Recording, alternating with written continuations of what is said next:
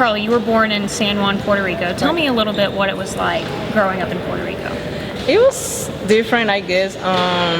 When I was growing up, I actually started playing baseball. I didn't even start playing basketball at all, and it was because of my brother. I always wanted to do whatever my brother was doing, and he started playing baseball, so I wanted to play baseball. And I was on the baseball team, but I wasn't that good. Then he switched to basketball, so I started playing basketball, and everybody noticed, my talent, how good I was. So that's how basically, started playing basketball, and I was like 7 years old. But I started playing with guys because there was no girls basketball teams, and so it was hard because the guys were stronger than me, and but it was fun because I was beating them up, and I still scored on them, and but it was cool, it was fun. So that's how basically I started playing basketball with guys, and the whole thing, just playing basketball, period. Right. And you were High School Player of the Year in Puerto Rico in 2002, right. And you switched to Houston, Texas to finish out your prep career at Bel Air High School. Yeah, that's true. Talk me through that decision to move to Houston. So actually my high school team from Puerto Rico went to this AAU tournament here in Houston, actually, and that's how I got recruited to play basketball in the States. And it was hard because I didn't know the language, my family didn't come with me, I didn't know nobody, and I was staying at my high school coach in Houston, Texas, and it was hard because I didn't know him. I didn't know who he was. He could be, I don't know, a terrorist or a rapist. I don't know. And but hey, I trust him, and I stayed with him the whole summer of my junior year, and it was hard. It was hard. I was so homesick. I was depressed. I didn't know anybody, and but once I started playing basketball and making friends, so it became a little bit easier. And but it was fun though. I guess my junior, my senior year, it was fun. But then my senior year, I tore my ACL, so I sat out the whole year. And I got recruited by the University of Texas, Texas A&M, Duke, Stanford. I mean, almost everybody in the States. And that process was cool. I mean, I never experienced that before. And to be the first, Puerto Rican to, I guess, go to college and to a big college and get a scholarship, it was an honor. And you had a point in your college career where you actually thought about transferring schools, and your coach convinced you to stay. Tell us about that. Yeah. On my actually ending my sophomore year, I didn't want to be in Texas anymore. I don't know why. I was just going through a period of time where I just didn't want to be in Texas anymore. I was frustrated. My knee was hurting, and I actually didn't play my freshman year because of my knee. I had surgery again, and it was just hard being in Texas. And I wanted to, make a transfer to go to St. John's in New York. And but then we had a new coach, Coach G from Duke. She was the new coach in Texas, and I don't know, somehow she talked to me and she convinced me to stay, and I stayed, and it was great. Yeah, I think it was the best decision that I made, staying in Texas. Right. Now talk us through, so you graduated from Texas, right, and you decided to go back to Puerto Rico and play for the team there. What was that decision like? Actually, I was done playing, when I was done in Texas, I didn't play for 2 years. I stayed in Texas just working for the Boys and Girls Club in Austin. So I didn't play right after college. I didn't do anything but just worked for 2 years with the Boys and Girls Club. Then, after 2 years, I was like, dang, I want to play basketball again. I want to play basketball. So I went back home.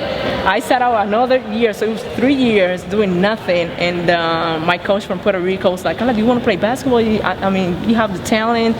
You were so good back in the days. I need you, to play for Puerto Rico. And I was like, oh, I don't know. I don't want to work out and go through that process again, get back in shape.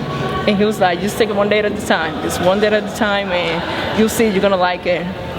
So I went to one practice, and that was it. I just started playing again, and I was playing with the Puerto Rico national team. We won the Pan American Games in Mexico in 2011. We beat Argentina, Brazil, United States. That was huge, and we actually won the whole Pan American Games in 2011, and that was great. That was history for us.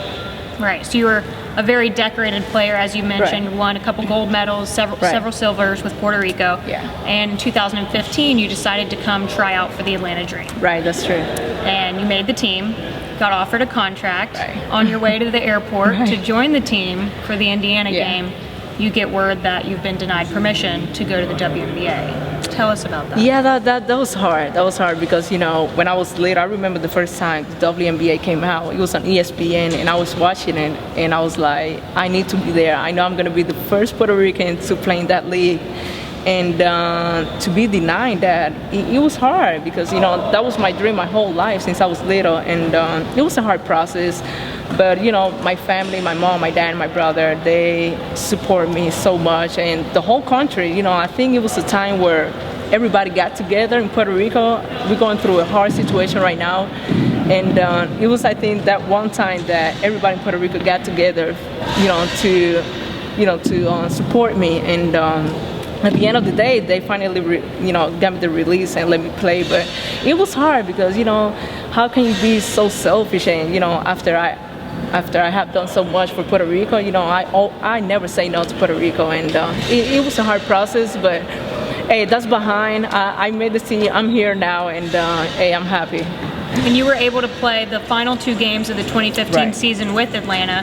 Fast forward to this year, you guys are off on a great start. You seem like there's a great chemistry. Everyone's clicking. Tell us about the rhythm you guys have going right now. And for you, as a player that saw them last year towards the end of the season and then rejoined this year, what was that like for you acclimating back into the team? Right. I think playing those last 2 games, it was good for me because, I got to know a little bit about, the team. And so I knew a little about how things roll here, and now that I start here from the beginning, it's way better because I think the chemistry that we have is great. We always go out, we always have fun, we go bowling, we go to the movies, we always do things together. Even on the court, you see the chemistry. We always stay together no matter what, and that's good on the team. You don't always see that, and to have to be on a team that we always that we all get along, it's good. That's what championship teams are all about, and we have a great start. I think we're like 6-3, 7-3 now. Yeah, 7-3 now. First in the East. Right. So hey, that's good because of last year we didn't even make the playoff, and I think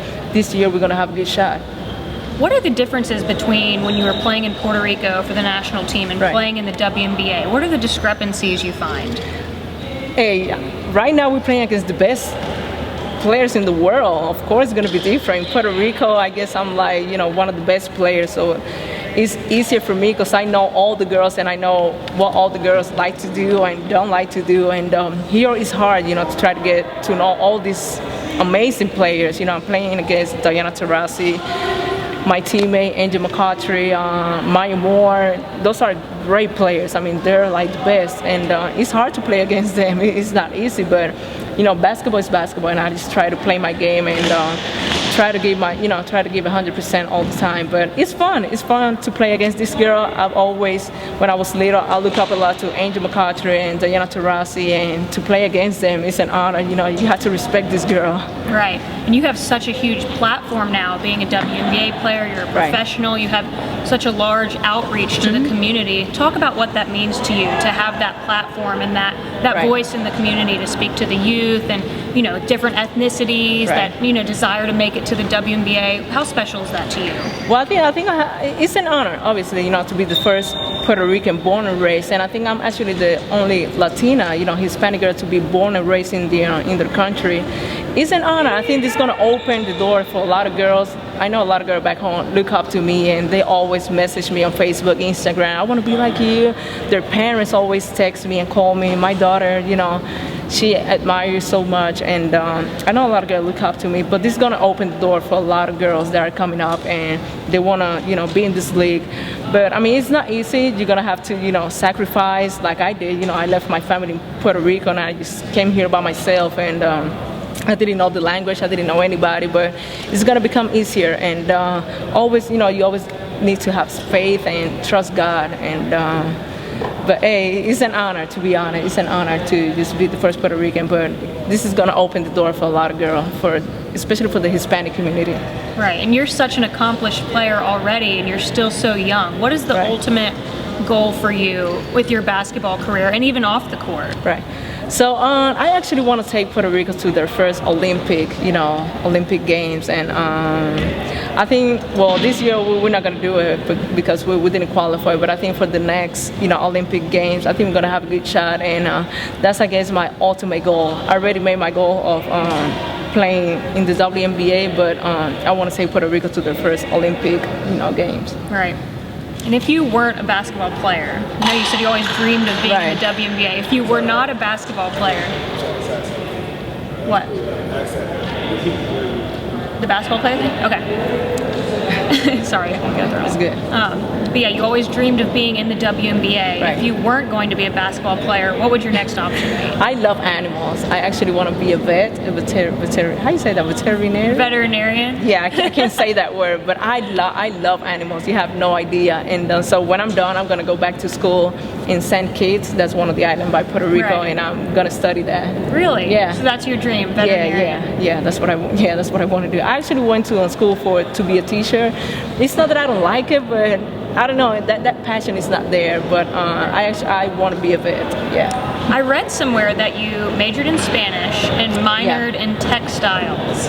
Talk to me about that. I started that, Is but that no. true? yeah, I started doing that, but nah, it was hard. Because I make clothes. My grandmother taught me how to make clothes, so I made my own t-shirts and like jeans, and so I know how to make clothes. That's why I tried to study that. But it was hard. So I had to, it was hard to train, go to class. It was just hard, so I had to switch it up and just do something else. You mentioned you have such a huge fan base back in Puerto Rico as well as here in the United States, all across the country and the globe. If you had one message you could say to these kids and these young girls that look up to you and want to be just like you, what's your message to those people that might think it's impossible to get where you are?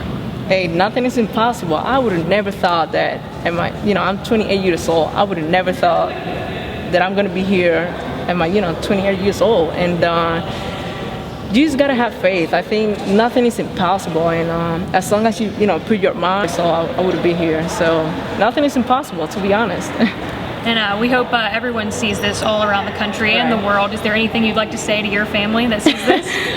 I miss you so much. I can't wait, just to be on the beach and eat some rice and beans and mofongo. That's like a Puerto Rican food. And but hey, just trust God. Have faith and try to stay healthy. That's the main thing. As long as you're healthy, then you can walk and do whatever you need to do. But just stay healthy and trust God. Well, Carla, we're so glad that we got the chance to speak with you. Thank you for sitting down with us. Thank you. And off to a great start this season. We look forward to seeing more great things from you in Atlanta. Thank you. Gracias.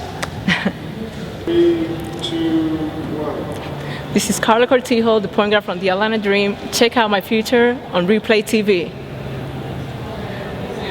Let's try Do it one more time, yeah. That was good. Yeah, that was good. This is Carla Cortijo, the point guard from the Atlanta Dream. Check out my future on Replay TV. Let's say it in Spanish. Hold on, let me translate.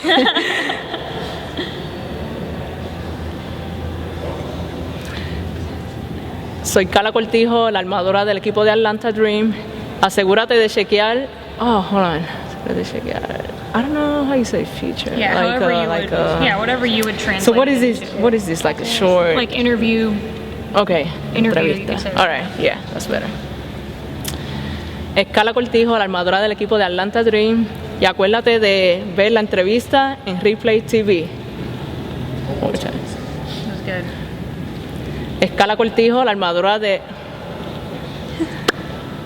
Es Carla Cortijo, la armadora del equipo de Atlanta Dream, y asegúrate de chequear mi entrevista en Replay TV. Ya, vamos a ver.